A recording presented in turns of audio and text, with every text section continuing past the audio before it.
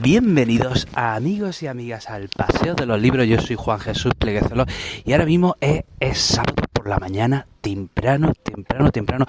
Hay un silencio, oh, qué tranquilidad. Mira, estoy escuchando los pajaritos. ¿Y qué hago yo un sábado a las 9 menos 20 paseando por Granada? Bueno, pues estoy esperando a que abran la biblioteca provincial. ¿Por qué? ¿Qué hago yo un sábado por la mañana en la biblioteca? Pues nada, se lo pueden imaginar, preparar más episodios. Sobre todo en este caso voy a preparar el episodio de este lunes, que es de historia con el móvil. Ese podcast me lleva muchísimas horas de preparación y nada, hay que echar horas y horas con libros y libros, pero vamos, ya saben que esto lo hago encantado. No me estoy quejando ni estoy intentando ser ejemplo de nada, sencillamente le estoy comentando, ¿no? Bueno, vamos a hablar de Hamlet, de Shakespeare. Qué maravilla. Miren, llevaba ya tiempo queriendo leer un clásico. Yo empecé la lectura fuerte. Yo de adolescente empecé dándole fuerte y empecé directamente con los clásicos y es genial.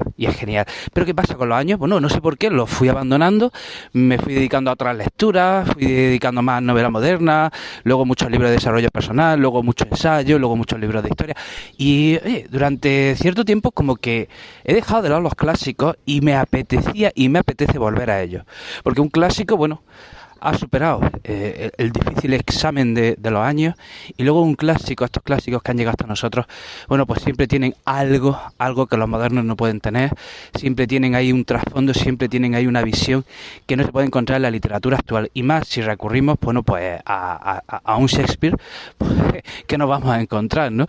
Shakespeare, o sea, acaricia las palabras. O sea, en la obra de teatro de Shakespeare se acarician las palabras. La profundidad psicológica que hay en los personajes es tremenda. O sea, los diálogos que hay. O sea, durante la lectura de Hamlet estaba leyendo algunos diálogos y como que tenía que volver atrás porque digo, un momento, ¿qué han dicho los personajes? ¿Qué han dicho? ¿Qué han querido decir? O sea, es tan profundo, tiene tanto sentido, o pueden tener tantos sentidos, que tenía que leer varias veces el mismo diálogo, porque digo, aquí hay mucho más de lo que parece. Yo llevaba, además, creo que esto no lo he dicho en este podcast, pero ya lo cuento.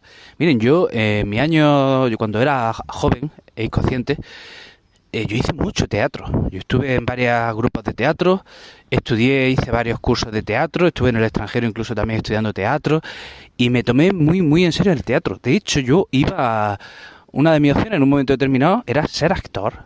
Sí, yo llegué a tomármelo como una opción seria, dedicarme de manera profesional al teatro. Y de hecho, hoy, con los años, pienso que a lo mejor esa formación dramática, lo único que he hecho ha sido llevarla a la aula y al podcast. A mí, los que me conocen de hace tiempo me dicen, ¿no echas de menos el teatro?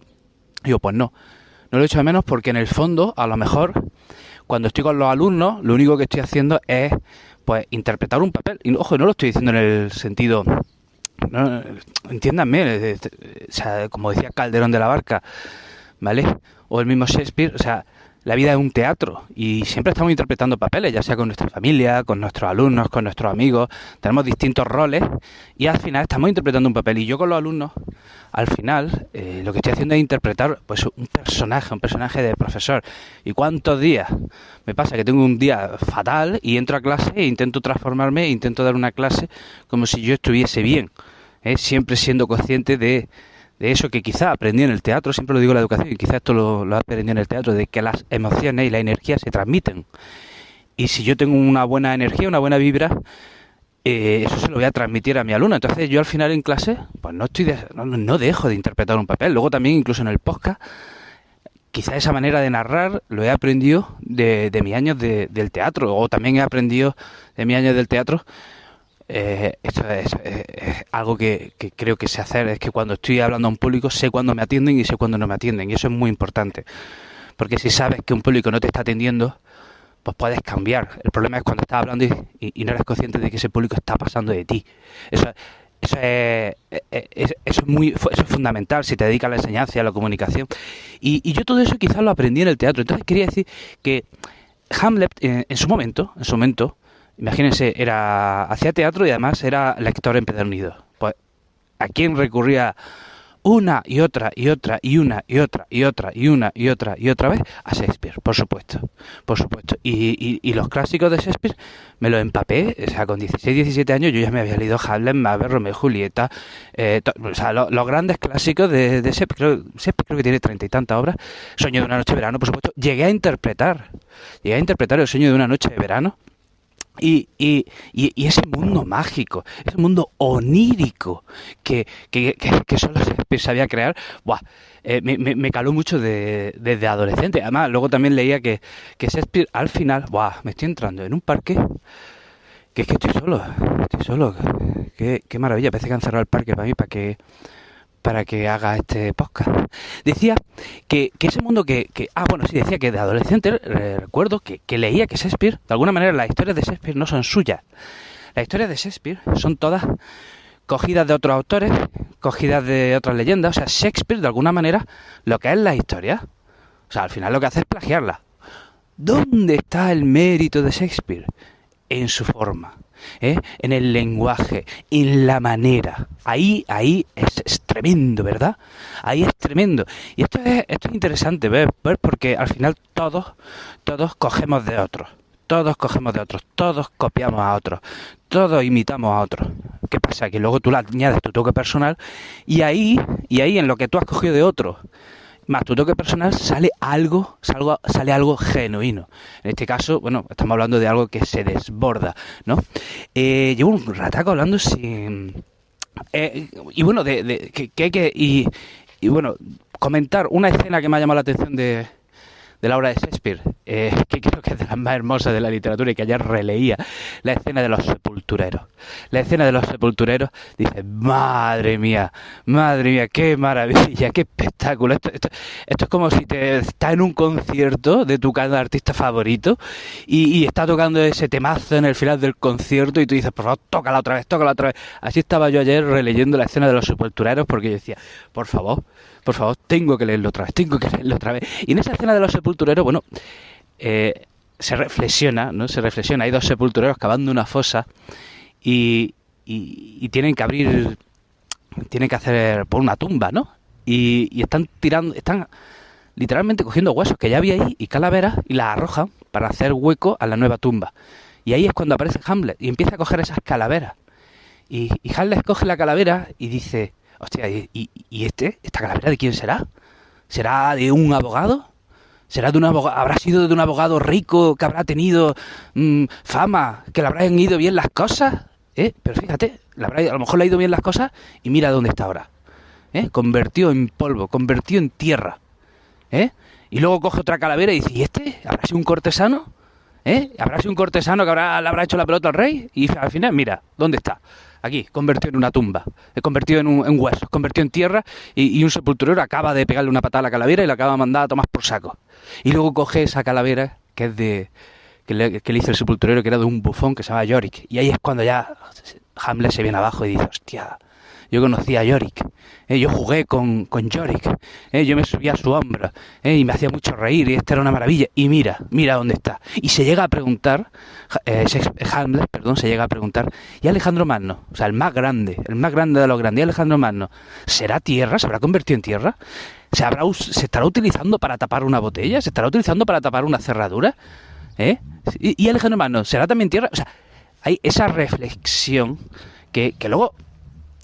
Es una reflexión muy amarga, ¿verdad? Es una reflexión que dice, ¡guau! Te deja hecho polvo. Dice, ostras, es verdad, ¿no? Dice, ¿está en la vida? O sea, así, está en la programación de la vida. O sea, me voy yo ahí ahora y horas para preparar un podcast y al final acabaré en el fondo de un hoyo y que llegara un sepulturero y le pegara una patada a mi calavera. Dice, eso es la vida. Qué triste, ¿no? Esto es lo que pasa cuando nos enfrentamos a estos grandes genios, a estos titanes del arte y de la literatura, que a veces tocan tan fondo en el alma, que a veces tocan tan hondo en el espíritu, que tocan temas dolorosos, delicados, llegamos a conclusiones que nos pueden hacer daño, ¿verdad? Que si le damos vuelta decimos, madre mía, casi hubiera preferido no leerlo, ¿no? Que a veces... Luego, por otro lado, esto entronca mucho con un libro que ya no sé si fue el anterior o el penúltimo, aquel de Mark Manson, donde decía, todo está jodido. un libro sobre la esperanza, y en ese libro se venía a decir que le dieran por saco a todo, que no te esforzases, que al final, como dicen los sepultureros de Hamlet y el mismo Hamlet cogiendo la calavera, al final vamos a ser polvo, ¿no? Ojo, que yo, como decía en aquel podcast, me resigno y me niego a aceptar esa visión, esa visión. A lo mejor me estoy adentrando en el terreno religioso, pero creo que sí, que en la vida hay que tener fe y hay que tener esperanza. Y que somos algo más que polvo y que hueso. Dios, cómo me estoy poniendo, ¿no? O sea, esto es que yo creo que a lo mejor es como muy temprano y hay aquí estoy en un ambiente shakespeariano romántico, a lo mejor me estoy viniendo arriba. Y ahora voy a hacer una cosa, por favor. Querido oyente, si me estás escuchando desde el inicio, te voy a pedir perdón por lo que voy a hacer. Te voy a pedir perdón por lo que voy a hacer. O sea, me arrodillo ante ti y te pido que me disculpes porque voy a hacer una cosa que dije que no iba a hacer y la voy a hacer. Voy a romper mi norma sagrada, voy a romper... Este podcast nació sin reglas, sin normas. Me propuse que cada episodio duraría lo que tuviese que durar. Me propuse que grabaría cuando a mí me apeteciese. Me propuse que grabaría en el espacio que yo quisiese. Me propuse que grabaría los días que yo quisiese. Iba libre, iba con la pura intención. Incluso los esquemas, siempre me hago esquemas, pero procuro mirarlos lo menos posible. Y este podcast nació con esa pretensión de marcarme unos pasos libres. Tengo tantos podcasts que me los preparo tan a conciencia que necesitaba ese espacio donde bailar, y eso es este podcast, ¿no? El pasado de los libros, ¿no? Donde yo poderme desahogar. Y ya ven, este podcast no es sobre libros, es sobre mi experiencia al leer. Sobre esto va este podcast. Es sobre lo que aprendo, sobre lo que siento, sobre lo que vivo al leer. Pero me puse una norma al inicio. ¿Cuál era esa norma? No hacer spoilers. Sobre todo en las que fuera la obra literaria, donde hubiese un argumento, tal, no hacer un spoiler, no desvelar ni el final, eso no se hace, eso está mal, eso está muy, muy mal. Y la gente hoy día, yo no sé qué carajo les pasa, que no se pueden, la gente no es capaz de hablar de una película o de un libro sin reventarte el final. O sea, eso es un mal que se ha extendido por la sociedad, y esto está mal. Y yo ahora, pues, ¿qué es lo que voy a hacer? Pues voy a hacer un spoiler, así que querido oyente, probablemente si no has leído Hamlet, pues quizás este es el momento en que abandones este episodio, ¿vale? Y te despido. Si no has leído Hamlet, pues no, pues y eres como yo, ese obsesivo con la historia, pues te animo a que ahora mismo abandones el episodio y te veo en el próximo capítulo, ¿vale? Te abandono en el próximo capítulo. Así que voy a comentar algo. Si a los que siguen, pues les voy a comentar una cosa. Miren, se dice que siempre Hamlet ha pasado a la historia de la literatura como una obra que trata sobre la venganza. Como esa duda que a todos nos atañe cuando nos han hecho un mal sobre si debemos vengarnos. Y Hamlet ha pasado a la historia por ese ser humano, ese joven, que está toda la obra dudando sobre si vengar a su querido padre. Además, el asesino se acaba de casar con su mujer encima. O sea, tiene que aguantar como padrastro al asesino de su padre. O sea, es tremendo lo que está sufriendo Hamlet. Y Hamlet hace varios monólogos tremendos, profundos, inmensos, en los que, bueno, ahora ¿qué hago? ¿Me vengo, no me vengo? Y decía que esta obra ha pasado a la literatura como una obra que trata sobre la venganza. Y lo pensé de adolescente, y lo vuelvo a pensar ahora, y qué bien que ahora tengo este podcast para poderlo expresar y gritar a la gente que me está escuchando, que poquito a poco, cada vez son más en este podcast. Hamlet no va sobre la venganza. Hamlet va sobre el perdón. Hamlet trata sobre el perdón, no va sobre la venganza. No es verdad. No es una novela de venganza, es una novela sobre el perdón. Miren, vamos a la escena final. A ver, que ahora sí tengo que mirar mis chuletas. En la escena final, Hamlet se va a enfrentar a Laertes. Recordemos que Hamlet ha matado en un accidente.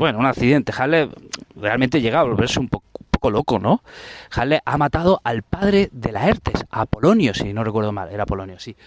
Entonces, Hamlet ha matado a Polonio y ha hecho que se vuelva loca Ofelia. Entonces, el hijo de Polonio y la hermana de Ofelia, Laertes, reta a Hamlet a un duelo a muerte. Entonces, Laertes y el rey, el padrastro de Hamlet, asesino de Hamlet, le tienden una trampa a Hamlet. ¿Qué hacen? Envenenan las espadas, envenenan las copas por las que va a beber Hamlet, para asegurarse que Hamlet sí o sí va a morir. Bien, pues aquí va la clave. Antes de empezar el combate, antes de que Hamlet y Laertes se enfrenten en ese duelo, atención, Hamlet le pide perdón a Laertes. Le pide perdón sincero, y por primera vez en la obra, porque durante toda la obra vemos a un Hamlet absolutamente enloquecido, ennubilado, que parece que ha perdido el sentido, excepto que quizás en la escena de los sepultureros, pero durante toda la obra parece que Hamlet va a estallar de un momento a otro. Nos podemos imaginar casi a un Hamlet desquiciado. Sin embargo, en ese monólogo en el que habla con Laertes, se le ve a un Hamlet absolutamente cuerdo, y le pide perdón a Laertes, le pide un perdón sincero, y le dice que lo siente, que no quería hacerlo, que fue un accidente. Le dice una frase que me ha llamado mucho la atención. Dice: disparé una flecha sobre el edificio y herí a mi hermano. O sea, Hamlet le está diciendo a Laertes que lo perdone, que eso no, él no quería hacerlo y que no fue intencionado, y que lo entiende. Más adelante, en mitad del combate, cuando ya se desvela la trama, porque la espada de Laertes estaba envenenada. ¿Qué pasa? Que en mitad del duelo hay un intercambio fortuito de espadas y Hamlet coge la de Laertes y le hiere. ¿Qué pasa? Que Laertes también queda envenenado por ese veneno. Y Laertes, antes de morir, le pide perdón a Hamlet. Le pide perdón porque, aunque Hamlet haya matado a su padre, no es muy honorable en mitad de un combate envenenar la espada y envenenar la copa. Entonces Laertes le dice a Hamlet: oye, lo siento, esto es una trampa, perdóname, que no caiga, algo así, no sé cómo lo dice Laertes, le dice: que no caiga mi muerte ni la de mi padre sobre la tuya, ni la tuya sobre la mía. Y Hamlet le dice, ya antes de morir, dice: sí, que el cielo te perdone, o algo así, ¿no? O sea, se están perdonando, tanto Laertes como Hamlet, se están perdonando el uno al otro. Y sí, al final Hamlet mata al rey. Ya no me acuerdo el nombre, creo que era Claudio, ¿no? Pero el mismo Hamlet muere. O sea, Laertes y Hamlet se perdonan. Vale, Hamlet consuma su venganza, pero ¿qué consigue? También morir. O sea, y además también, entre medias, también muere la madre de Hamlet. O sea, ¿a qué nos lleva esto? Por un lado, que la venganza, la consumación de la venganza, puede acabar en el mayor de los desastres, pero también nos puede llevar a pensar que el perdón está ahí, que el perdón es una posibilidad. Laertes y Hamlet son capaces de perdonarse el uno al otro después de las fechorías que se acaban de hacer. Antes de morir, se miran a la cara, se miran a los ojos y dicen: tío, esto no está bien, lo siento de verdad. Matémonos, hagamos este combate a muerte, pero yo te perdono a ti y tú me perdonas a mí. Y eso me parece una escena que yo no sé si en la realidad puede darse. Yo eso no lo sé, no sé si eso existe. No sé si los seres humanos podemos llegar hasta ese punto. No sé si antes, pues en la época donde se batían en duelo, las disputas se solucionaban con un duelo, esto podía pasar y era común. Que podamos llegar a ese punto. Pero esta escena, pero por eso digo que Hamlet no va sobre la venganza, Hamlet va sobre el perdón. Porque que dos personajes a punto de matarse se digan el uno al otro: perdóname, oye, te perdono, perdóname tú también. Eso creo que en pocas obras, bueno, sí, en otras, pero no voy a decir en cuáles, puede verse, ¿no? Entonces, para mí Hamlet no va sobre la venganza, va sobre el perdón. Y ya está, hasta aquí la obra hasta aquí el comentario de hoy. Vamos a ver cuánto, ostras, o sea, vamos a ver, no he mirado el tiempo. ¡Wow! 19 minutos. ¡Wow! Oh my god, 19 minutos. Ya para los 20, o sea, y miren, le voy a decir una cosa, casi no he mirado el guión, se lo prometo. Yo creo que este episodio lo llevaba en el corazón desde los 15 años, entonces ya ha sido como Solo había que sacarlo fuera, ¿no? Creo que no me ha costado mucho, ¿no? Pues nada, que me voy a la biblioteca, seguir preparando mi episodio que va a salir este lunes. Pasaros por historia con el móvil, que ahí hago episodios muy, muy guapos sobre historia. Pues ya está, que te mando un abrazo enorme, que te deseo lo mejor, que pase un gran día o un gran momento, sea, cuando me estés escuchando, que te quiero un montón y que nos vemos, chao.